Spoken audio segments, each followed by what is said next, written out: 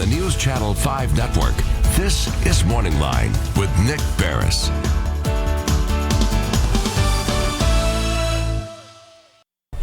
Good morning, everyone. Thanks for joining us on MorningLine. Nick Barris here on a Monday, back from the long Thanksgiving break. I do indeed hope you had a good holiday, and this is a live show now. No more tape shows. This is live.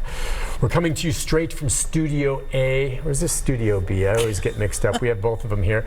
And so we're going to open up the phone lines for you. I'm glad to be back with you, and I hope you're glad to be joining us. We're going to start off, I guess, the first live show in December, talking animals and pets, and for that there's no one better than veterinarian extraordinaire Allison Fields. She's been coming on this show for years. She's a good friend. She transcends our relationship here on air beyond it. She's just a very, very good person and a good egg, and it's nice to see you. It's good to be back. It's been a few months. A couple months, yeah. Because of scheduling conflicts here and there, sometimes it didn't work, so it's good to have you. Now look, we're going to open up the phone line, 737-7587. Questions about your dogs, cats, pets, things along those lines, especially tying in with, since we've last seen you, it's gone from hot weather to really cold weather and the holidays. In fact, while I was doing the tease, I'm hearing Amy and Adam throw to me things you need to remember at the holidays. I had forgotten, but obviously this is true. Poinsettias are poisonous to animals, right? Okay, so they're not necessarily poisonous, but the leaves and I think the petals have a whitish sap. That when the pet bites it is very caustic and can cause ulcerations in the mouth and can cause them to not be able to eat or drink or drooling and things like that. So it's not necessarily that they're poisonous, but they do cause harm, especially to cats. And there may be part of it on cats that is poisonous, but the biggest thing that we see is just the causticness of that sap that's in there. Is there something that draws cats that they would want to bite it, or is it just like cats playing and they're going to bite anything? It's not like catnip to them. No, cats just bite everything.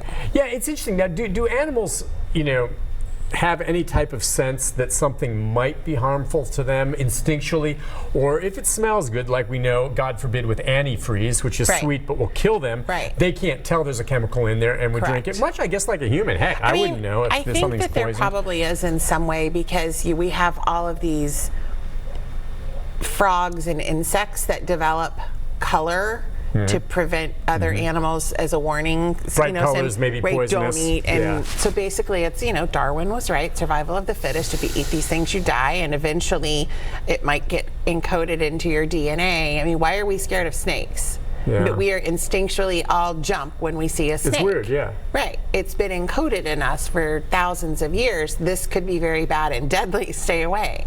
So maybe they have something like that, but I don't think it's terribly well developed because they still eat. Right, and now they're domesticated and they're used to it. They'll eating bad things. Rick was saying before the show too. Table scraps. Did you guys have any emergency pancreatitis over the holidays? Shockingly, I worked both Friday and Saturday and did not see that. I have no doubt that they'll be in today. Can it take a couple days to hit? It can take a couple of days. It can take, usually 24 to 72 hours, depending on what they ate and how much they ate, or it may be that it takes 24 to 72 hours for the owners to recognize the clinical signs. So the dog might not be feeling well, but we're not, we're busy. We've been out shopping all day and we're not really paying attention, and we feed the dog, but the dog doesn't eat all of its dinner, but maybe that's because grandma's here and little Susie's playing in the so we kind of brush things off, and then day 2, 3 rolls around and we're like, bam, I gotcha. It's not good. Are there any dogs that are more susceptible to that because of breed, or is it just it can be any dog? And then meanwhile, some dogs can eat whatever and never get pancreatitis. I think it can be any dog. And then there are some dogs. I have a dog who has an cast iron stomach. She eats the most bizarre things, vomits them up, and moves about her day. But I've had dogs in the past that were not like that. Melon, is that okay for a dog? Like cantaloupe or honeydew piece? Yeah. Is it just a snack? Yeah, there's a lot of sugar in them. Oh, okay. So, there's a lot of sugar in them, but the other thing is no rinds, because rinds can become a foreign body and obstruct intestines. We just had some leftover pieces, melon balls, and I thought, well, maybe I didn't give them a ton, but they really seem to enjoy that. They'll love it. Cats like melon as well. Okay. I have a cat that will stalk you for watermelon. I mean, literally, you have to make the cat his own dish of watermelon, or you cannot eat your watermelon because he's all up in your face. Okay, watermelon. Now, grapes not good. No. That's the other. It's so funny. I mean, a grape. I mean, it's sweet like a melon, whatever, but it's a grape, and that's harmful. Correct. So we didn't know this until about maybe 10 or so years ago, and it's not every dog, because people are out there going, I've given my dog grapes for years and nothing happened. Right. It's not every dog. However, there are some dogs, and there's no way to know, that have a genetic mutation that grapes or raisins can cause kidney failure, like rapidly. So the recommendation is if they eat, I've had a dog come in that ate one oatmeal raisin cookie with, 3 raisins in it, but it's a little dog, and we made it vomit and throw up the raisins. It's easier to make them vomit and get it out. If you know that they just ate it, call your vet. Get them to the vet. We have stuff that we can give intravenously that makes them vomit like immediately. And then if you can't get to the vet, you can always call the vet or call the emergency clinic, and they can help you with a dose of hydrogen peroxide to try to get your vet to vet. Okay, so we talked about grapes. You talked about xylitol too. Again, that's an artificial sweetener, oftentimes in chewing gums, right? Peanut butter. Is xylitol in peanut butter also? It's in your sugar-free peanut butter. Sugar-free peanut butter. Okay. It's in your, diabetic-friendly, sugar-free peanut butter. They may be changing that a little bit, because we use peanut butter a lot to give our pets medicine. Yeah, it's a great snack. We shouldn't be snacking because it has a lot of fat in it. What do you use it for then? To give medicine. Oh, yeah. Little ball of that. Yep. Yeah. But yeah, that's not good. Garlic, onions, anything that has a pit in it, the pits are bad. Because they can become, if they eat, you never give them the pit because they can choke on that. They can get stuck in their intestines. I feel like peach pits and maybe cherry pits. I feel like some of the pits have, I think it's cyanide in, like if they chew it up or something. But most dogs don't chew them up; they just swallow them whole, and that causes the shell then. Right. Now Rocky likes cheesecake. Of course he does, Nick. Of course he does. He loves cheesecake. I'm sure. Because it's rich and creamy, and it's kind of, and the graham cracker crust. How many times has Rocky had pancreatitis? He never has. Because he doesn't get a whole piece of cheesecake. I mean, he may lick a little off my finger. Pancreatitis occurs because it's such a richness for them that their body just rejects it.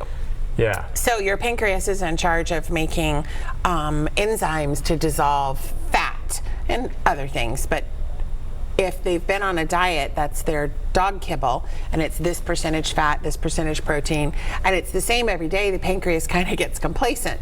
It's like, driving to work every day. Your car can pretty much do it on its own. You zone out for most of it because you know exactly where you're going. Pancreas is the same way. It's kicked back in a lazy boy watching some football. And all of a sudden, it gets this high-fat meal, and it comes shooting out of its lazy boy and is running around the house frantically trying to make these enzymes, and it injures itself because it's trying so hard to catch up to make enough to keep up with the fat. So then it gets inflamed. It's painful. If you know anybody who's ever had pancreatitis. I was going to say, humans get it too. They say it is one of, men say it's one of the worst pains ever. Most women don't. Anyway, it can be very, very painful. So it's painful. We are vomiting. We're having diarrhea. We don't want to eat. We can be a sick little puppy. Yeah. Okay. Well, just this holiday season, I know you guys see it after Thanksgiving and Christmas. Still more of that to come. I was going to just, I wanted to hit you with this. Do you remember actually, we'll talk about this when we come back from the break. I've got that. We'll open up the phone lines as well. I've got other things I want to ask her. 737-7587 is the number. If you have a question or comment about your pet, your kitty cat. I know we haven't seen Allison in a while, but she's here and the phone lines are back up. We're going to have her back on a regular basis, but it's been a while, so it's kind of a shock to the system. Folks may be like, wait a second, the vet's back on. I have a question about my kitty or my dog. So give us a call if you have any questions or comments. If not, sit back and listen. We'll continue our conversation about animals and her expertise as a doctor for dogs and cats. Right after this, stay with us.